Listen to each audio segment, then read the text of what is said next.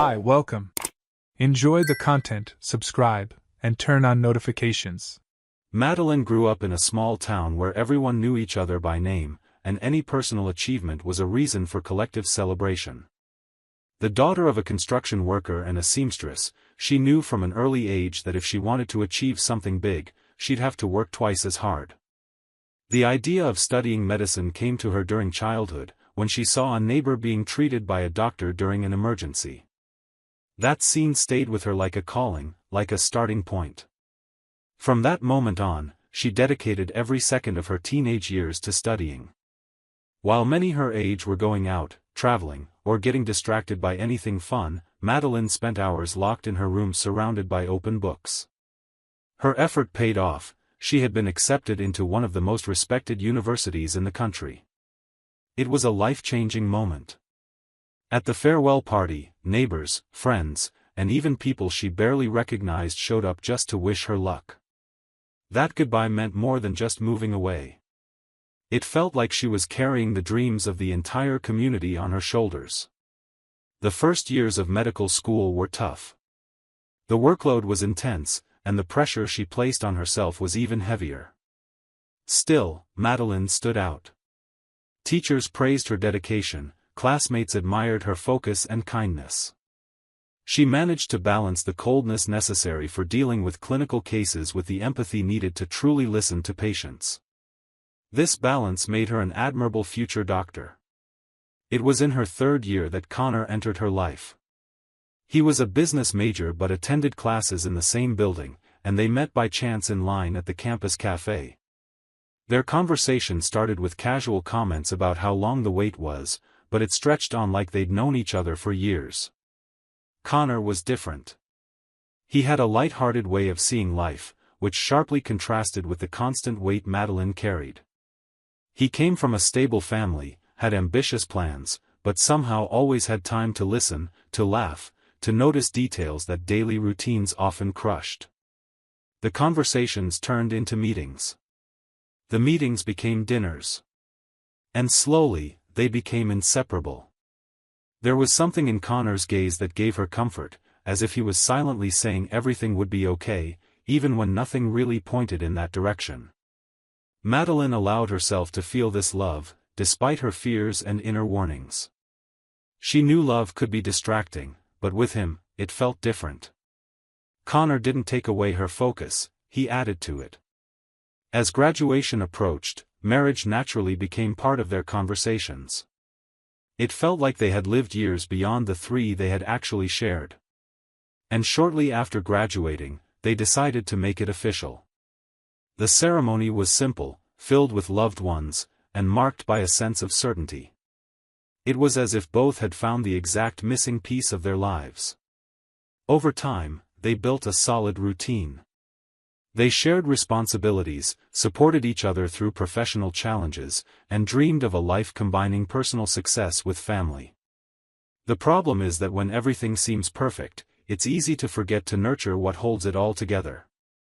Love, no matter how strong, doesn't survive on its own. Slowly, the time they used to spend together got replaced by night shifts, meetings, projects. Conversations became rare. Glances drifted further apart. It was like a silent wall was growing between them without them noticing. Madeline felt it, but she tried to justify it with tiredness, goals, deadlines. She still loved Connor, but sometimes it felt like she was married to a ghost, someone physically present, yet too distant to reach. Still, she kept going. Because she believed difficult phases are normal. Because she had always been taught not to give up easily. Because deep inside, there was still a spark, the hope that things would return to normal. With this thought, she decided to start taking better care of herself.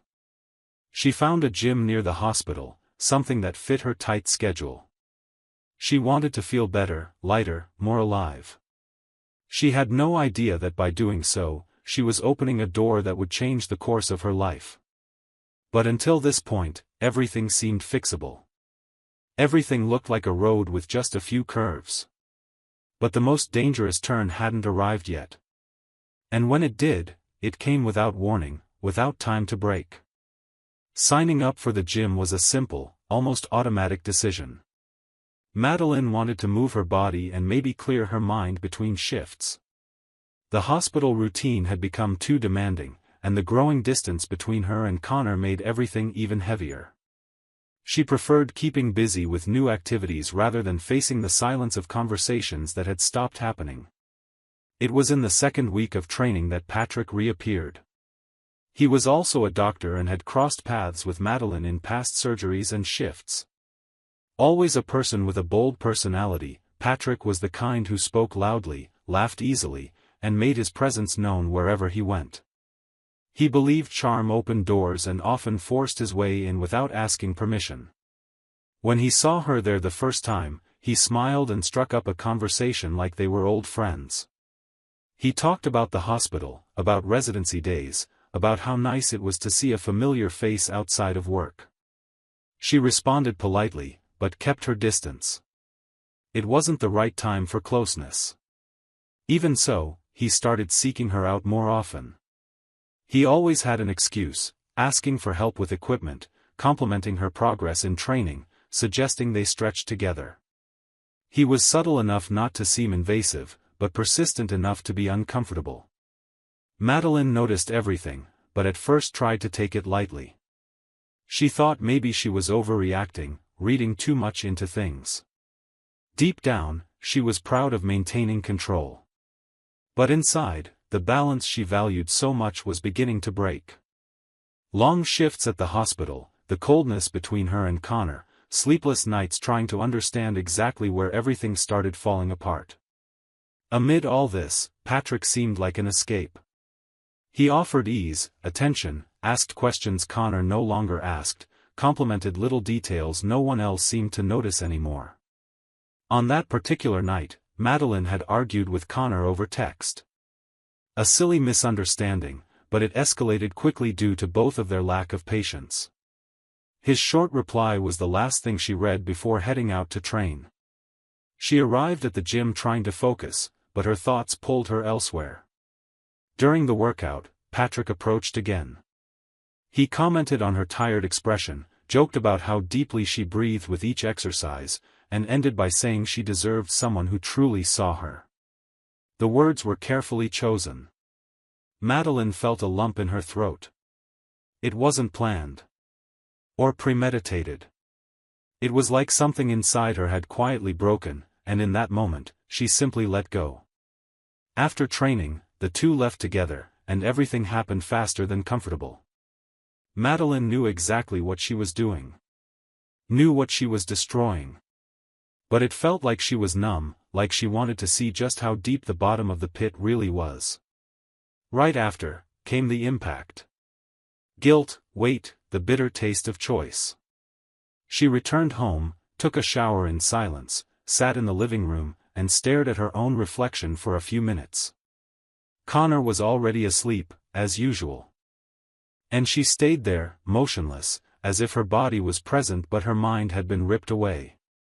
The next day, she pretended everything was normal. Went to work, smiled at coworkers, faked listening to patients. But something inside her had changed forever. The worst part was yet to come. Patrick, unlike what she expected, lacked the maturity to keep quiet about what happened. He began making subtle hints, inappropriate jokes, and careless remarks around other colleagues at the hospital. The gossip gained momentum. Within days, people either knew or at least suspected. One of those people was Brandon, Connor's longtime friend. Brandon heard enough to put the puzzle together and went straight to Connor. The impact was devastating. Connor stayed silent when he heard the news. He grabbed his phone, called Madeline, and asked with a calmness that chilled her. She took a deep breath and confirmed it. No excuses. No alternative versions. Just said it happened. The call was cut off from the other end. When she got home, she found a short note. Connor had left. And it seemed final. Madeline sat on the floor and stayed there for hours. Her world collapsed around her, and there was no one to rescue her. Everything she had built, everything she believed she had under control, crumbled before her eyes faster than she could react. The betrayal, which seemed like an isolated mistake, now felt like an avalanche pushing her whole life downhill. She didn't cry. She just watched in silence, like someone watching their own story get rewritten without permission. Weeks later, finding out she was pregnant didn't bring tears or smiles. It was a moment of silence, as if time had paused in front of that positive test. Madeline stared at it for long minutes, as if hoping the lines would disappear on their own. She sat on the edge of the bed and stayed there, motionless, trying to process everything.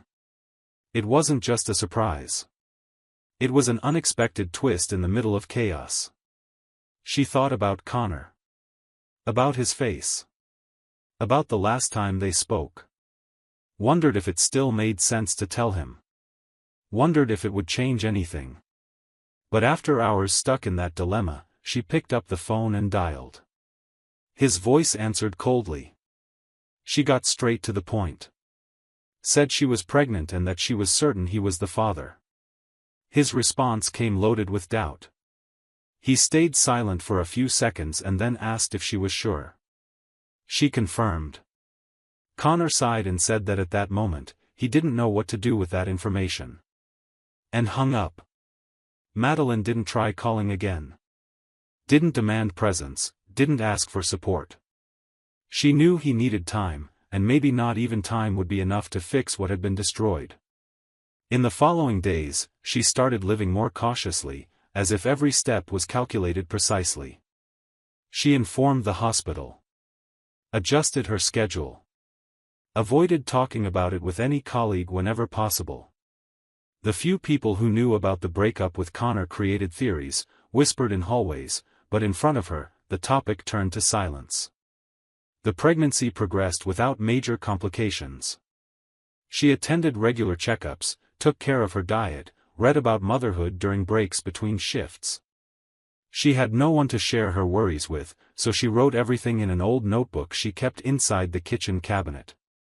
Inside, she recorded every feeling, every fear, every hope that her child would grow up healthy and, above all, loved.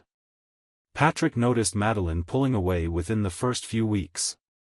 He tried starting a conversation after a training session, with the same confident smile as always, and asked if she was doing okay. She looked him directly in the eyes and said firmly, "I'm pregnant." His smile immediately vanished. He paled. Swallowed hard, looked away. Inside, he seemed panicked, but didn't dare ask if the child was his. She didn't explain either.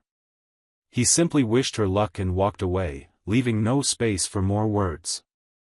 In that moment, Madeline clearly saw who Patrick really was. A coward, full of ego, who loved the game while he controlled it, but ran off like a child when it was time to take responsibility. She never spoke to him again. And in that moment, she stopped feeling any remaining guilt for the mistake she had made. Over time, her body changed, and she had to deal with looks from people who saw her belly growing without knowing if there was a father involved. Some asked with disguised curiosity. Others simply judged in silence. But she held eye contact, took a deep breath, and kept going. She had learned, since she was young, that you don't build a life waiting for others' approval. The delivery was fast. She arrived at the hospital late at night, and a few hours later, the boy was born. He cried strongly, with a firm expression that made Madeline smile for the first time in a long time. Looking at the baby's little face, she saw familiar features. It was as if Connor was right there, reflected in the child she was holding for the first time. She named him Connor Jr., without hesitation. It was a way of affirming what she felt. A silent answer to all doubts. She didn't need a DNA test to believe. And even though the name might cause comments or create more distance, she decided to keep it. Motherhood brought a strength she didn't know she had. In the house where she lived, she set everything up alone. The crib, the clothes, the bottles. Every detail was the result of her own effort. She carried her son to appointments, pushed the stroller through the streets, woke up in the middle of the night with no one to take turns holding the baby.